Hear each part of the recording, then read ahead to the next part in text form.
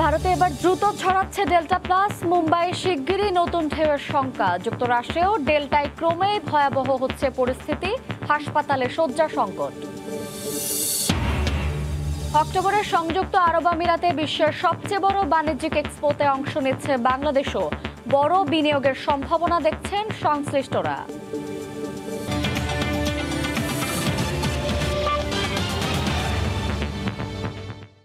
আন্তর্জাতিক সময়ের সঙ্গে আছে আমি শায়লা রহমান ইমা। আফগানিস্তানে একের পর এক প্রাদেশিক রাজধানীতে নিজেদের পতাকা উড়াচ্ছে তালেবান। সবশেষ ষষ্ঠ প্রাদেশিক শহর দখলে নিতে সমর্থ হয় সশস্ত্র গোষ্ঠীটি। আফগান বাহিনীর সঙ্গে তুমুল লড়াইয়ের মধ্য দিয়ে সামানগান প্রদেশের রাজধানী আইবাক দখলে নেয় গোষ্ঠীটি। এসব যুদ্ধে শিশুরা সবচেয়ে বেশি হত্যার শিকার বলে উদ্বেগ জানিয়েছে জাতিসংঘ। গেল 3 দিনে 3টি প্রদেশে অন্তত 27 শিশু নিহত ও শতাধিক শিশু আহত হয়েছে। এ অবস্থায় সরকারি বাহিনীর ব্যর্থতার কারণেই পরিস্থিতি বেগতিক হয়েছে বলে মন্তব্য যুক্তরাষ্ট্রের। ইতালিতে দেখা দিয়েছে তীব্র দাবদাহ। দেশটির স্বাস্থ্য মন্ত্রণালয় ও স্থানীয় সরকার 13টি বড় শহর ও দক্ষিণের কয়েকটি প্রদেশে রেড অ্যালার্ট জারি করেছে। ইতালির ভেনিস থেকে মাকসুদ রহমানের রিপোর্ট। ইতালি জুড়ে বাড়ছে তাপমাত্রা, তাই সরকার রেড অ্যালার্ট জারি করেছেন দেশ জুড়ে। চলতি সপ্তাহে দক্ষিণে 45 ডিগ্রি ও উত্তরে সর্বোচ্চ 36 ডিগ্রি পর্যন্ত তাপমাত্রা উঠতে পারে বলে পূর্বাভাস দিয়েছেন আবহাওয়া অফিস। ইতালি জুড়ে এই গ্রীষ্মে অনেকগুলো ছোট ও মাঝারি অগ্নিকাণ্ড ঘটলেও দেশটিতে এখন পর্যন্ত কয়েকজনের মৃত্যু হয়েছে। সেই সঙ্গে সার্দিনিয়া দ্বীপে প্রায় 20,000 হেক্টর বনভূমি ক্ষতিগ্রস্ত হয়েছে বড় আকারের অগ্নিকাণ্ডে। দাবদাহ ও অগ্নিকাণ্ড নিয়ে শঙ্কিত ইতালি প্রবাসী বাংলাদেশিরা। ইতালিতে এই সপ্তাহে ভয়ঙ্কর তাপমাত্রা ধারণ করবে। দক্ষিণ অঞ্চলে যারা আছেন বাংলাদেশি তারা সাবধান থাকবেন। এছাড়া প্রতিবেশী দেশ Germany, France, Austria, Switzerland, Serbia, Croatia ও ইউরোপের অন্যান্য দেশ থেকে লাখ লাখ পর্যটক করোনার জন্য উড়োজাহাজ ও ট্রেনে না চড়ে ব্যক্তিগত গাড়ি নিয়ে প্রবেশ করছেন ইতালিতে। এতে সম্পূর্ণ ভেনিস প্রদেশ, মিলান, বলোনিয়া, রোমের সিভিটা বেক্কিও রাস্তায় অসহনীয় যানজট সৃষ্টি হচ্ছে বলে সতর্কতা জারি করেছেন ইতালির ট্রাফিক কন্ট্রোল পুলিশ।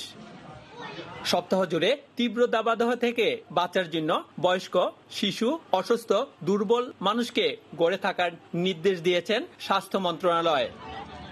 ইতালির ভেনিস থেকে মাকসুদ রহমান, সময় সংবাদ। ভারতে এবার দ্রুত ছড়াচ্ছে ডেল্টা প্লাস ধরন মুম্বাইয়ে, যা এরই মধ্যে আঘাত হেনেছে। এ অবস্থায় নতুন ঢেউয়ে পরিস্থিতি বেগতিক হওয়ার আশঙ্কা করা হচ্ছে। এদিকে ডেল্টায় চীনে দৈনিক শনাক্ত শতাধিক ব্যক্তি। যুক্তরাষ্ট্রেও ক্রমেই ভয়াবহ হচ্ছে পরিস্থিতি। করোনা ভাইরাসের অতি সংক্রামক ধরন ডেল্টায় পর্যুদস্ত ভারতে এখন সংক্রমণ পরিস্থিতি অনেকটা নিয়ন্ত্রণে। তবে এরই মধ্যে জনবহুল রাজ্য মহারাষ্ট্রে ছড়িয়ে পড়তে শুরু করেছে ডেল্টা প্লাস ধরন। সম্প্রতি রাজ্যটির বেশ কয়েকজনের দেহে ডেল্টা প্লাস শনাক্ত হয়েছে। এ অবস্থায় মুম্বাইয়ে পরিস্থিতি ভয়াবহ হওয়ার শঙ্কা সৃষ্টি হয়েছে। আরও কয়েকটি রাজ্যেও ছড়িয়েছে ডেল্টা প্লাস। এতে নতুন ঢেউয়ের শঙ্কা দেখা দিয়েছে। অন্যদিকে চীনে প্রতিদিনই নতুন নতুন রোগী শনাক্ত হওয়ায় বেশ কিছু শহরে গণপরীক্ষার উদ্যোগ নেওয়া হয়েছে। বিশ্লেষকরা বলছেন, করোনা ভাইরাসের ডেল্টা ভেরিয়েন্ট দেশটির জন্য সবচেয়ে বড় পরীক্ষা। কোভিডে ইরানের অবস্থা এখন বেশ খারাপ। ইন্দোনেশিয়ার অবস্থা গেল কয়েক মাস ধরেই বেগতিক। সেখানে উন্নতির কোনো লক্ষণই নেই।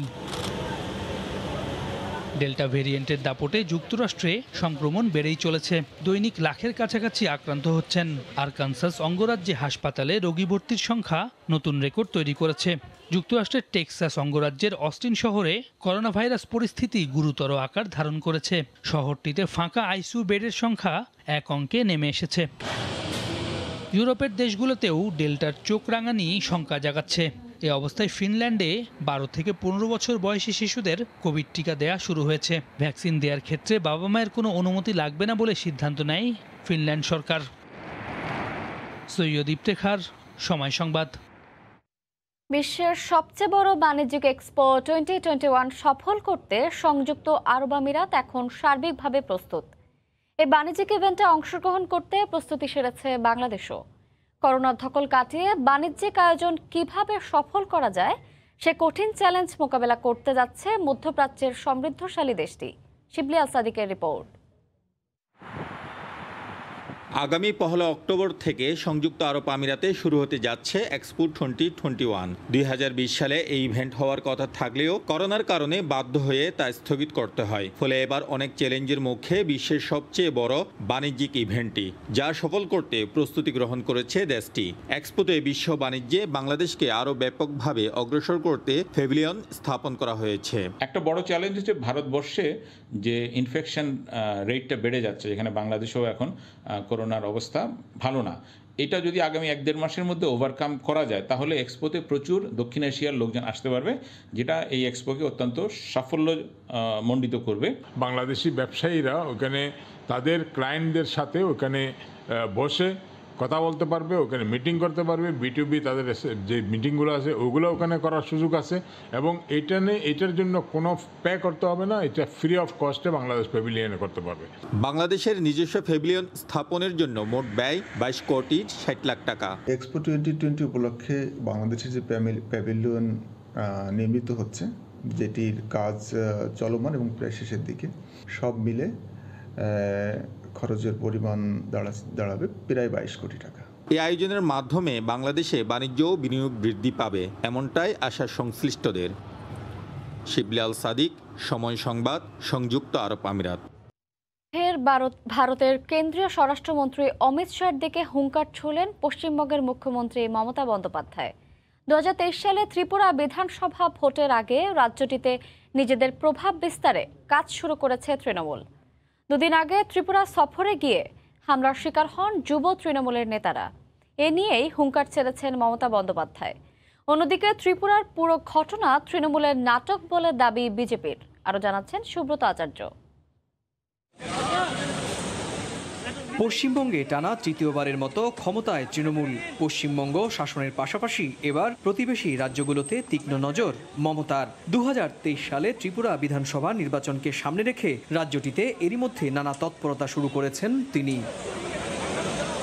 2 দিন আগে রাজ্যটিতে সফরে যায় তৃণমূলের অঙ্গ সংগঠন যুব তৃণমূলের নেতারা। সফরে সংগঠনের নেতাদের ওপরে হামলার অভিযোগ করেছে যুব তৃণমূল। এ নিয়ে বিজেপি ও তৃণমূলের মধ্যে নতুন করে উত্তেজনা দেখা দিয়েছে।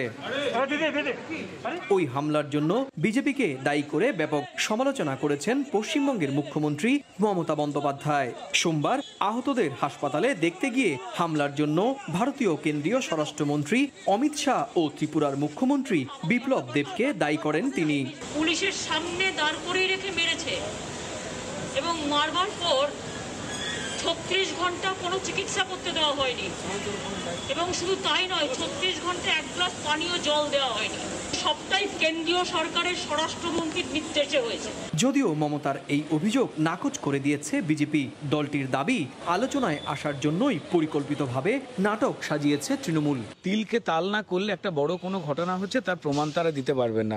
বেশ কিছু বললাম যে পক্ষের মিডিয়া সেটা বলছে না। একটাই জিনিস, যে বাইপাস ধরে তারা যাচ্ছিলেন, তাদের এই আক্রমণের প্রমাণের কিন্তু কোনো ঘটনা যে ঘটছে এইটার ছবি কিন্তু দেখতে পাওয়া যায়নি। এদিকে ভারতের সরকারি বিভিন্ন সংস্থাকে বেসরকারীকরণের প্রতিবাদে কলকাতায় বিজেপি বিরোধী প্রতিবাদে নেমেছে বিভিন্ন সংগঠন।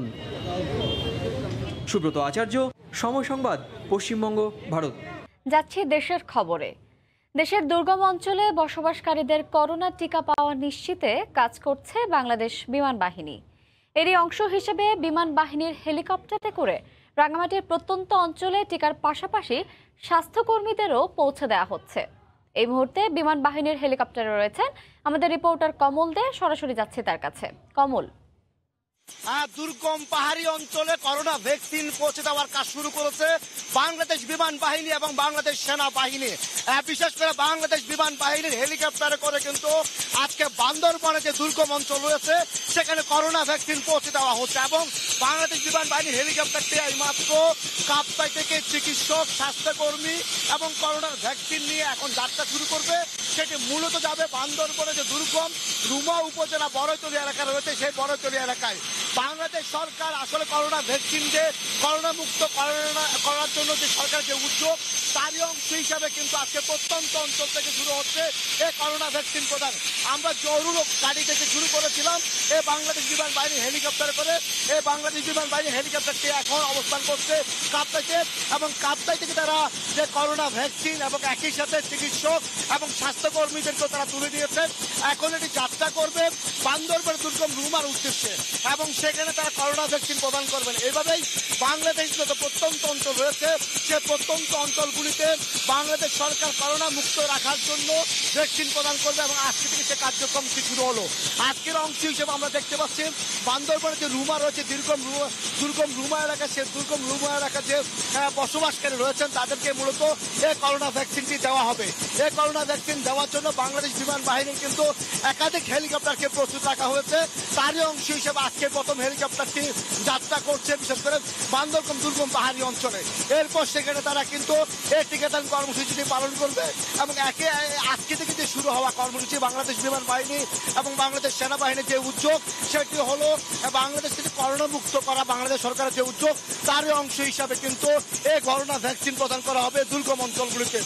এবং দুর্গম অঞ্চলগুলিতে যে প্রক্রিয়া চলছে আমরা দেখতে পাচ্ছি এখানে কিন্তু বাংলাদেশ সেনাবাহিনী যেমন রয়েছে, বাংলাদেশ বিমান বাহিনী হেলিকপ্টার রয়েছে এবং সেই হেলিকপ্টারটি রওনা করছে এখন কিন্তু বান্দরবনের উদ্দেশ্যে। আমরা দেখতে পাচ্ছি এখানে কিন্তু স্বাস্থ্যকর্মী রয়েছেন, চিকিৎসক রয়েছেন এবং যারা টিকা দেবেন তারা আজকে যে টিকাদান কর্মসূচি বান্দরবনে সেই টিকাদান কর্মসূচিতে অংশ নিচ্ছেন।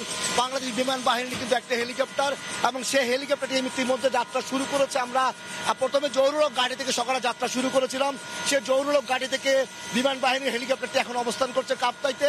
কাপ্তাই থেকে চিকিৎসক, উপজেলা নির্বাহী কর্মকর্তা এবং স্বাস্থ্যকর্মী এবং একই সাথে করোনা ভ্যাকসিন নিয়ে কিন্তু এখন এটি যাত্রা করবে মূলত দুর্গম পাহাড়ি অঞ্চলে। সেখানে আবার বাংলাদেশ সেনাবাহিনী তত্ত্বাবধান করছে নিরাপত্তা নিশ্চিতের পাশাপাশি সেখানে কিন্তু যে টিকাদান যে কর্মসূচি চলছে বাংলাদেশে আপনারা জানেন করোনা মুক্ত রাখার জন্য বাংলাদেশ সরকারের যে উদ্যোগ তারই অংশ হিসাবে যাতে বাংলাদেশে যে সবাই যদি টিকার সমান অধিকার পায় অর্থাৎ টিকা গ্রহণ করতে পারে, করোনা ভ্যাকসিন গ্রহণ করতে পারে তারই অংশ হিসাবে কিন্তু আজকে এই দুর্গম অঞ্চল অর্থাৎ বাংলাদেশের যে দুর্গম যে অঞ্চলগুলি রয়েছে সেই অঞ্চলগুলিকে তারা টিকার আওতায় আনতে চায়। এরই অংশ হিসাবে আজকে সকালে বাংলাদেশ বিমান বাহিনীর এই হেলিকপ্টারটি প্রস্তুত করা হয় এবং হেলিকপ্টার জৌরুলক ঘাট থেকে সকালে উড্ডয়ন করে এখন এটি কাপ্তাইতে অবস্থান করছে এবং কাপ্তাইতে অবস্থানের পর কাপ্তাই থেকে এখন পর্যন্ত আমরা দেখেছি সেনাবাহিনী তত্ত্বাবধানে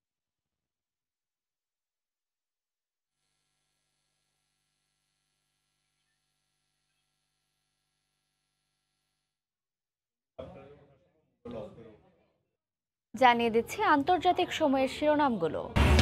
এবং ভারতে এবার দ্রুত ছড়াচ্ছে ডেল্টা প্লাস, মুম্বাইয়ে শিগগিরই নতুন ঢেউয়ের শঙ্কা। যুক্তরাষ্ট্রেও ডেল্টায় ক্রমে ভয়াবহ হচ্ছে পরিস্থিতি, হাসপাতালের শয্যা সংকট।